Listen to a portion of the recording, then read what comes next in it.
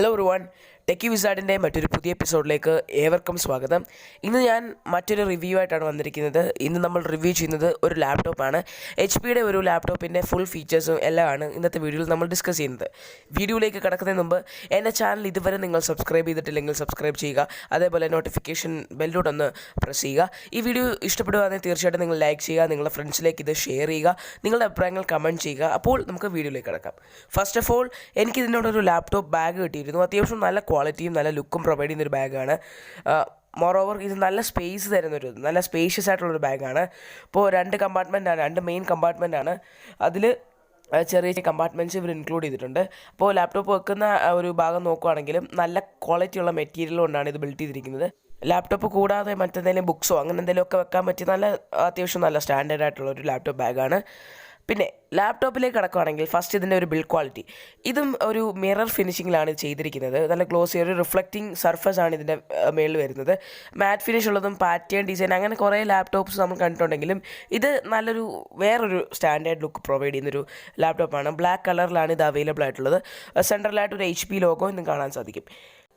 Mirror finishing ആയതുകൊണ്ട് തന്നെ ഇതിൽ പെട്ടെന്ന് ഫിംഗർ പ്രിൻറ്റും അങ്ങനെയുള്ള അഴുക്കുകളൊക്കെ പെട്ടെന്ന് ക്യാച്ച് ചെയ്യും. ഇതൊരു പോരായ്മയായിട്ട് കൺസിഡർ ചെയ്യേണ്ട.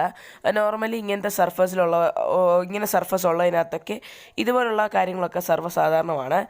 പിന്നെ ഇതിൻ്റെ ലെഫ്റ്റ് സൈഡിൽ നോക്കുകയാണെങ്കിൽ ചാർജിങ് പോർട്ടും എത്തർനെറ്റ് പോർട്ടും HDMI പിന്നെ 2 USB പോർട്ട്സും ഒരു ഹെഡ്ഫോൺ ജാക്കും കൊടുത്തിട്ടുണ്ട്.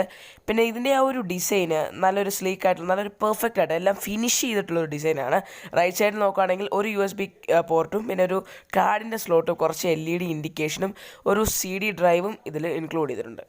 പിന്നെ ഇതിൻ്റെ പവർ ബട്ടൺ അങ്ങനെയുള്ള ചെറിയ മൈന്യൂട്ട് കാര്യങ്ങളും ഒരു യൂണീക്ക് ഡിസൈൻ കൊടുത്താണ് ചെയ്തിരിക്കുന്നത്. സ്പീക്കർ ആ ഒരു സർഫസിൽ തന്നെയാണ് കാണാൻ സാധിക്കും, മേളിലായിട്ടാണ്. പിന്നെ ആ ഒരു ഫിനിഷിങ് നല്ല രീതിയിൽ തന്നെ കൊടുത്തിട്ടുണ്ട്. പിന്നെ ഇതിൻ്റെ ഇൻറ്റീരിയർ ചെയ്തിരിക്കുന്ന മെറ്റീരിയലും നല്ലൊരു മെറ്റീരിയലാണ്. കീബോർഡിൻ്റെ സൈസും ഷേപ്പും ഒക്കെ നോർമൽ വരുന്ന ലാപ്ടോപ്പിൻ്റെ കൂട്ടാനാണ്. ഓരോ ചെറിയ കാര്യങ്ങളും ഞാൻ നേരത്തെ പറഞ്ഞ പോലെ പവർ ബട്ടണിലൊക്കെ ഒരു യൂണീക്നെസ് കൊടുത്തിട്ടുണ്ട്. പിന്നെ കീബോർഡിൽ വരുന്ന വ്യത്യാസം എന്താണെന്ന് വെച്ചാൽ ഇതിലെ പ്രിൻറ്റഡ് ലെറ്റേഴ്സ് മറ്റുള്ള കീബോർഡ്സിനേക്കാളും വലുതായിട്ടാണ്. അതുകൊണ്ട് തന്നെ ടൈപ്പ് ചെയ്യുമ്പോൾ നമുക്ക് നല്ല കംഫർട്ടബിൾ ആയിരിക്കും. പിന്നെ എനിക്കിത് ടൈപ്പ് ചെയ്തപ്പോൾ നോർമലിലുള്ള ലാപ്ടോപ്പിൻ്റെ ആ ഒരു കീബോർഡിൻ്റെ ഒരു ഫീൽ തന്നെയാണ് കിട്ടിയത്. സ്പെസിഫിക്കേഷനിലേക്ക് കിടക്കുകയാണെങ്കിൽ ഇൻ്റൽ കോറിൻ്റെ i5 8th Gen ആണ് നമുക്കിതിൽ ലഭിക്കുന്നത്. 8GB റാം ഇൻബിൽട്ടായിട്ട് ലഭിക്കുന്നുണ്ട്. 1TB HDD സ്റ്റോറേജ്, അതായത് ഏകദേശം 1000 GB ഇൻറ്റേർണൽ സ്റ്റോറേജ് നമുക്ക് ലഭിക്കുന്നുണ്ട്. 2GB NVIDIA GeForce MX 110 ആണ് ഇതിൻ്റെ ഗ്രാഫിക്സ്. അപ്പോൾ ഓവറോൾ ഇതിൻ്റെ ഒരു ബേസിക് ഒരു സ്പെസിഫിക്കേഷൻ നിങ്ങൾക്ക് കേൾക്കുമ്പോൾ തന്നെ മനസ്സിലാവും.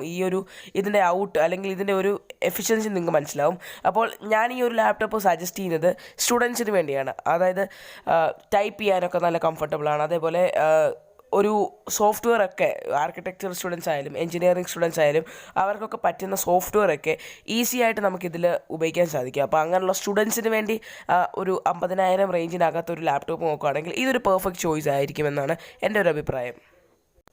ഡിസ്പ്ലേയുടെ സ്പെസിഫിക്കേഷൻ നോക്കുകയാണെങ്കിൽ 15.6 ഇഞ്ചിൻ്റെ ഒരു ഡിസ്പ്ലേ ആണ് നമുക്കിത് ലഭിക്കുന്നത്. അതായത് നോർമൽ ലാപ്ടോപ്സിൻ്റെ എല്ലാം വരുന്നത് 15.6 ഇഞ്ചാണ്. പിന്നെ 1920x1080 പിക്സൽസ് ആണ് ഇതിൻ്റെ റെസൊല്യൂഷൻ വരുന്നത്. ഇൻബിൽട്ടായിട്ട് Windows 10 എനിക്ക് ലഭിച്ചത്.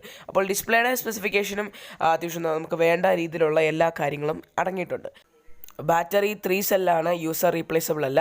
പിന്നെ ഇൻബിൽട്ട് HP-യുടെ വെബ് ക്യാം ഒക്കെ ഇതിൽ വരുന്നുണ്ട്. അങ്ങനെ HP-യുടെ നോർമലായിട്ടുള്ള ഫീച്ചേഴ്സൊക്കെ ഇതിൽ അവൈലബിൾ ആണ്. അപ്പോൾ നിങ്ങളിത് മേടിക്കുമ്പോൾ ഇതെല്ലാം ശ്രദ്ധിക്കണം. പിന്നെ ഇതിനെപ്പറ്റിയുള്ള അഡീഷണൽ ഡീറ്റെയിൽസും ഈ പ്രോഡക്റ്റ് മേടിക്കാനുള്ള ലിങ്ക് എല്ലാം ഞാൻ താഴെ ഡിസ്ക്രിപ്ഷനിൽ കൊടുത്തിട്ടുണ്ട്, നിങ്ങൾക്ക് ചെക്ക് ചെയ്യാം. അപ്പോൾ ഇന്നത്തെ ഈ ലാപ്ടോപ്പ് റിവ്യൂ നിങ്ങൾക്ക് തീർച്ചയായിട്ടും ഇഷ്ടപ്പെട്ടെന്ന് ഞാൻ വിശ്വസിക്കുന്നു. അപ്പോൾ ഇനി ഇതുപോലത്തെ റിവ്യൂ വീഡിയോസിനും മറ്റുള്ള ടെക് റിലേറ്റഡ് കണ്ടന്റിനായി നിങ്ങൾ എൻ്റെ ചാനൽ സബ്സ്ക്രൈബ് ചെയ്യുക. ഈ ഒരു ലാപ്ടോപ്പിനെ പറ്റി വേറെ എന്തെങ്കിലും ക്വസ്റ്റ്യൻസ് ഉണ്ടെങ്കിൽ നിങ്ങൾക്ക് കമൻറ്റ് ബോക്സിൽ രേഖപ്പെടുത്താവുന്നതാണ്. അതേപോലെ ഈ വീഡിയോ പറ്റിയുള്ള അഭിപ്രായങ്ങൾ നിങ്ങൾ കമൻറ്റ് ബോക്സിൽ കൊടുക്കണം. അപ്പോൾ നമുക്കിനി മറ്റൊരു വീഡിയോയിൽ മീറ്റ് ചെയ്യാം. Good bye.